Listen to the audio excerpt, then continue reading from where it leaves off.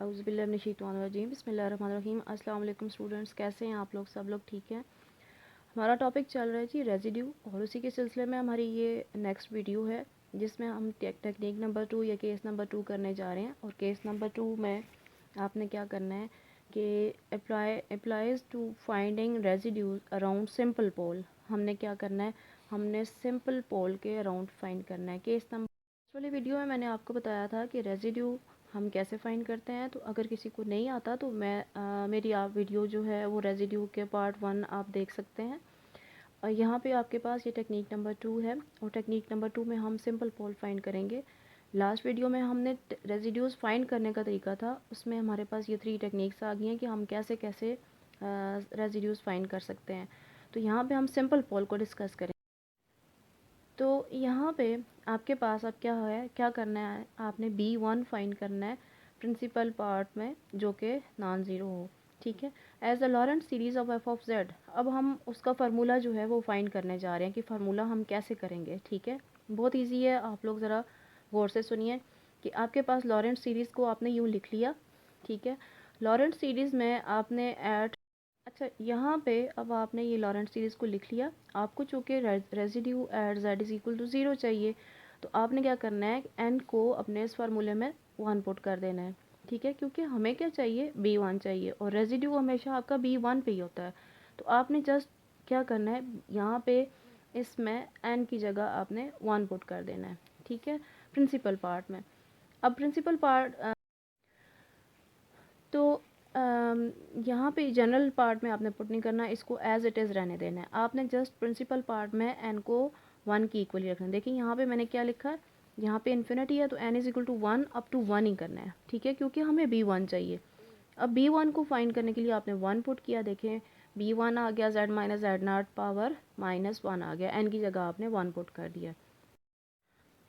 फिर यहाँ से इसका पावर -1 है तो हम इसको डिनोमिनेटर में ले जाएंगे और इसका एलसीएम लेंगे। सिंपली यहाँ से मैंने 2-3 स्टेप्स नहीं किए।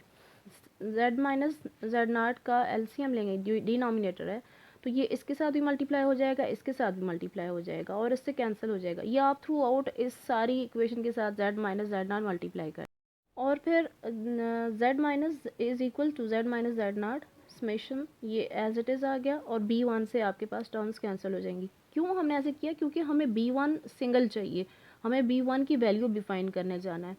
ये सारा जो हमने प्रोसेस किया है वो इसी वजह से किया है कि हमें B1 सिंगल चाहिए। अब B1 को हम इधर ही रखेंगे और इसके साथ हमने चूँकि हमें B1 की हम इस सारी इक्वेशन पे लिमिट अप्लाई कर देंगे। ये देखिए मैंने लिखा है limit z approaches to z not apply कर देना है ऑन बोथ द साइड। यहाँ पे आपने अप्लाई किया है, कुछ टर्म यहाँ से ज़ीरो हो जाएंगी और कुछ टर्म्स आपके पास रह जाएंगी। किस लिए ये सारा प्रोसीजर, फिर वही बात B1 को फाइंड करने के लिए। अब चूँकि यहाँ पे z माइनस जेड नॉट है, ठीक है, तो यहाँ पे अप्लाई होगी लिमिट, यहाँ पे अप्लाई होगी, लेकिन B1 पे अप्लाई नहीं होगी क्योंकि B1 के साथ कोई भी टर्म z या z नॉट की नहीं है। ठीक है, तो यहाँ से फिर आपने क्या किया, ये आपको मिल गया। ये आपको कैसे मिली, आप दोबारा देख लें यहाँ से कि ये सारी टर्म जब z approaches to z not होगी तो z माइनस जेड नॉट ये ज़ीरो हो जाएगी, तो ये सारी टर्म ज़ीरो हो जाएगी, आपके पास सिर्फ ये टर्म रह जाएगी और B1 रह जाएगी। तो आपके पास क्या कितनी टर्म्स आ गई हैं, जस्ट 2 टर्म्स। आपने B1 को इक्वल कर लिया limit z approaches to z not z minus z not और f ऑफ z। तो यही हमारे पास काम की डेफिनेशन ये आ गई है, इक्वेशन आ गई है। इसी को हम यूज़ करेंगे सिंपल पोल्स के लिए। ये फार्मूला बस आप याद कर लें, आप सिंपल पोल फाइंड करने के लिए तो जस्ट ये फार्मूला लगाएंगे, वैल्यूज़ पुट करेंगे, आपके पास आंसर। अच्छा, अब मैंने आपके लिए एक एग्जांपल की है। एग्जांपल आपके पास क्या है, f of z is equal to z square divided by z square plus 4। आपको पता है कि हम पोल कैसे फाइंड करते हैं। अब पोल्स अगर आपको समझ नहीं आती तो आप मेरी बनी हुई है वीडियो पोल्स पे बड़ी डिटेल के साथ, आप उसको देखें तो आपको यकीनन बहुत हेल्प मिलेगी और आपको समझ आ जाएगी। यहाँ से आप Z square divided by z square plus 4 को देखेंगे तो ये आपके पास क्या, ये देखें 4 की जगह मैं लिख सकती हूँ -2 आयोटा स्क्वायर। ठीक है, या सिंपली आप रख लें जेड स्क्वायर प्लस 4 को इक्वल टू 0। ठीक है, z square is equal to -4 और z square is equal to दोनों साइड पे आपने अंडर रूट जब लेंगे तो z तो ये स्केयर कैंसिल हो जाएगा, आपके पास z आ जाएगा equal to minus iota, minus की जगह आपने आयोटा स्केयर लिख लिया और आप 4 को लिख सकते हैं 2 का स्केयर, और ये आप लिख सकते हैं। दोनों पे आप जब अंडर रूट अप्लाई करेंगे तो आपके पास क्या आ जाएगा, plus minus iota square, and iota square आपने किसकी जगह रखा है, माइनस की जगह, तो आपके पास क्या आ गया, प्लस माइनस आयोटा 2 आ जाएगा, सॉरी स्केयर नहीं आएगा, स्केयर रूट आपका कैंसिल। तो यहाँ से आपको दो वैल्यू मिल गई, z is equal to 2 iota and minus 2 iota.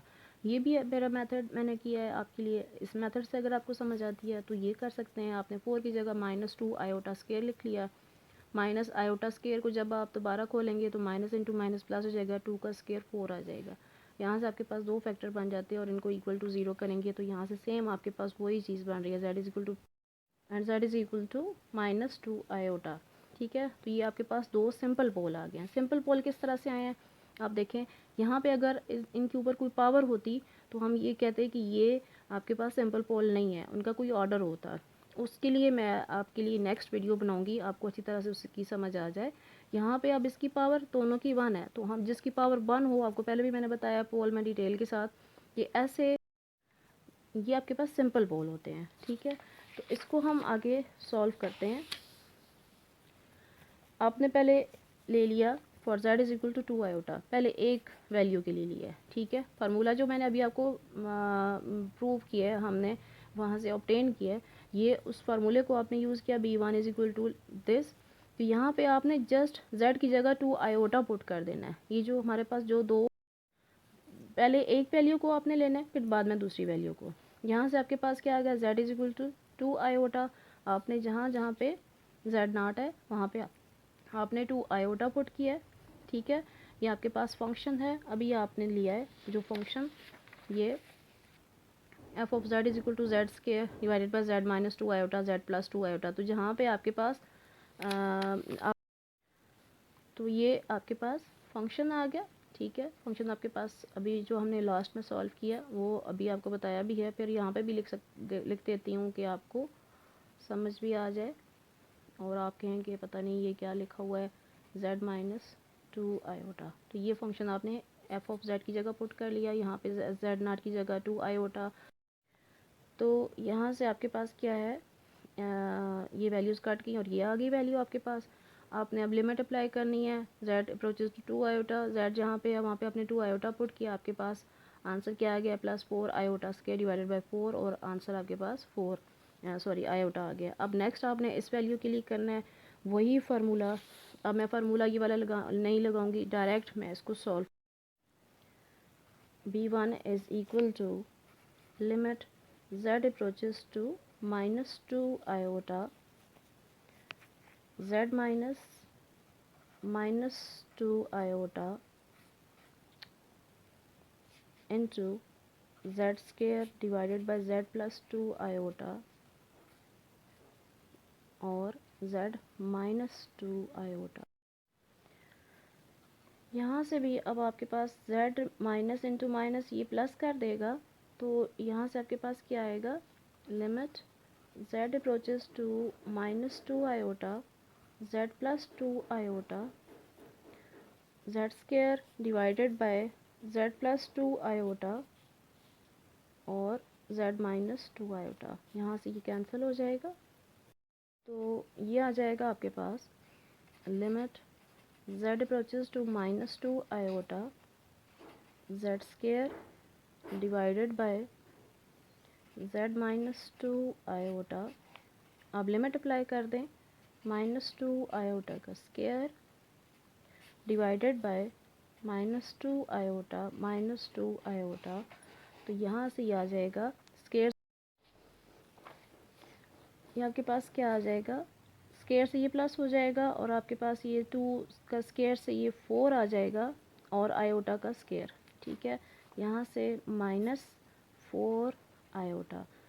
अब आयोटा कैंसिल और आपके पास क्या आ जाएगा, माइनस आयोटा। तो रेजिड्यू क्या आंसर आ जाएगा आपके पास, residue of f of z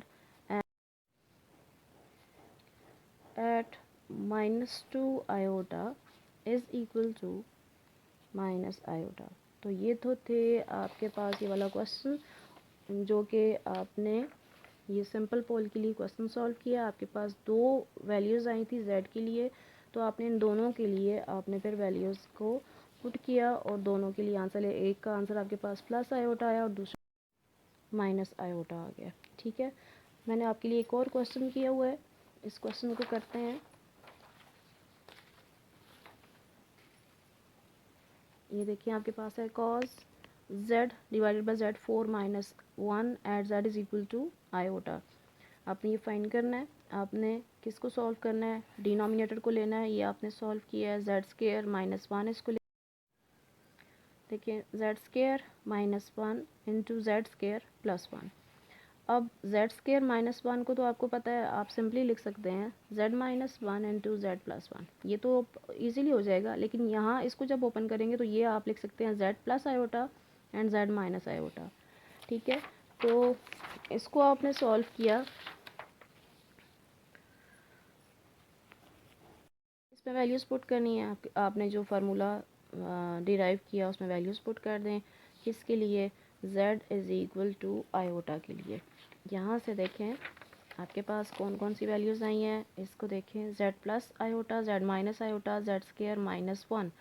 ठीक है, तो मैं इन सब को जब इक्वल टू ज़ीरो करूँगी तो z square minus 1 equal to 0। यहाँ से आपने जो कि डिनोमिनेटर है, डिनोमिनेटर को इक्वल टू ज़ीरो करेंगे तो ये सारे क्या हो जाएंगे, ज़ीरो हो जाएंगे। z square minus 1 equal to 0, z plus iota is equal to 0, z minus iota. यहाँ से आपको क्या मिलेगा, इधर से आपके पास प्लस माइनस 1 आएगा, यहाँ से आपके पास प्लस माइनस आयोटा आएगा और इधर से प्लस आयोटा आ जाएगा।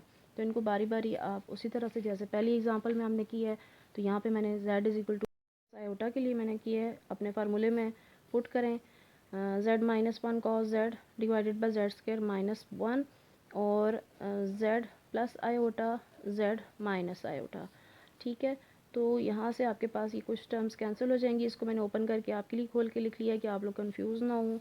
बाकी आपने यहाँ पे लिमिट अप्लाई की, लिमिट अप्लाई करने के बाद आपके पास ये वैल्यू आ गई। ठीक है, ये आपके पास आंसर आया। आप कॉज आयोटा को लिख सकते हैं, यूलर फार्मूले को हम यूज़ करते हुए हमारे पास कॉज जेड को हम लिख सकते हैं e power iota z plus e power minus iota z divided by 2।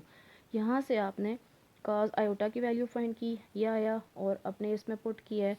Answer में आपके पास लास्ट में आंसर क्या आ गया, e power 1 plus e power minus 1 divided by 8 iota. Thank you.